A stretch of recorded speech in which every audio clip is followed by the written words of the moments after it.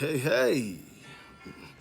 It's Terrell, Hall of Fame, D-Line, TBKC, and all them other good, sweet, beautiful, wonderful things.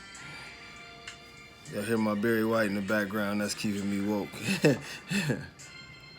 I'm gonna turn my Barry down a little bit. But check it out. Everybody on here that comes on this page is not a long-time dog owner or anything of this sort. So they, it's questions to be asked. And some of us, including myself, have had females and have done multiple breedings at times. And the breedings don't take her for whatever reason. And you're like, damn, what's wrong? Well, if you're doing these breedings at home, I'm going to be honest with you. Nothing is guaranteed.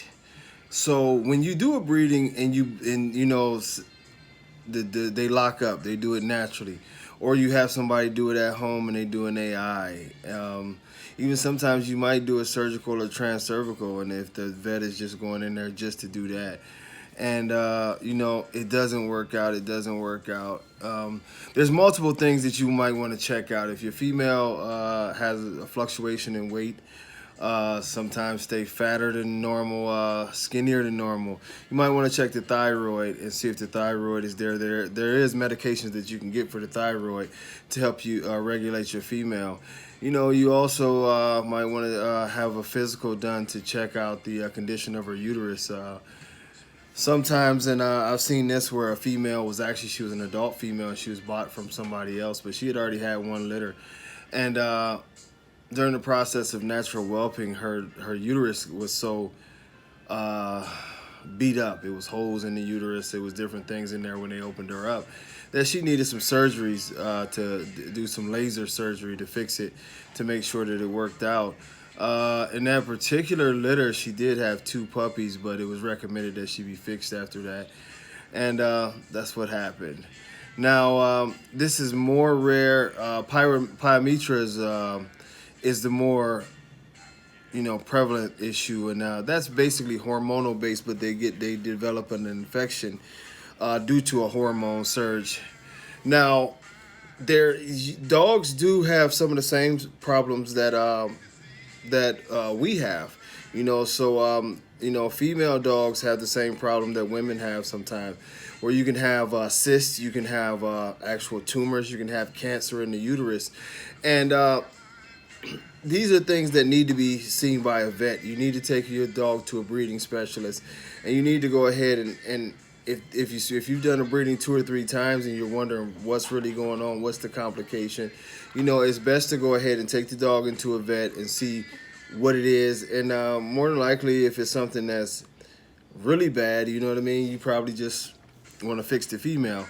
Now, sometimes we have situations, especially with these breeds, that because of the compactness of the body, you'll have very, very compact dogs. The uterus can be compacted almost like an accordion, which makes it harder for the semen to get there. In which case, what you can do is you can do the surgical insemination or the transcervical situation. Insemination, where they go ahead and they, use the camera or they cut just to get it directly to the cervix. These are all ways to get around that, but the first thing that you always want to make sure of is that you have a healthy uterus, that you have a healthy female. Generally, they take blood panels to see if there's a bacteria or any kind of infection that's affecting your dog. Parasites, if the dog has a high level of worms, even heartworms, or especially if the dog has a lot of ticks and flea problems and different things of that nature, that'll also contribute heavily to whether or not the dog can be bred. Because, of course, with the lower volume of oxygen in the blood and red blood cells that parasites bring on, and generally, one of the main issues with parasites, besides the diseases they bring, is they also tend to make the dogs anemic. In these situations, that'll inhibit your dog's ability to produce eggs. Now, there are fertility treatments, there are injections and different things like that you can give a female if you just really, really love this female and you want to breed her. There are vets that have these treatments that they'll do for your dog. The one thing I do want to tell you is this, is that You know, things like wheat germ oil and all these things, you know, will help your dog's fertility. But at the end of the day, if you're feeding a very balanced diet and you're giving a little bit of, you know, daily vitamin support and things of that nature, and the female is still not taking, and you run into a problem that's too high, always keep in mind that this is going to, and I promise you this is going to transfer to the puppies. You know, you're gonna have weak females that can't produce, and if that's something that you're not interested in, you might want to look into getting another dog.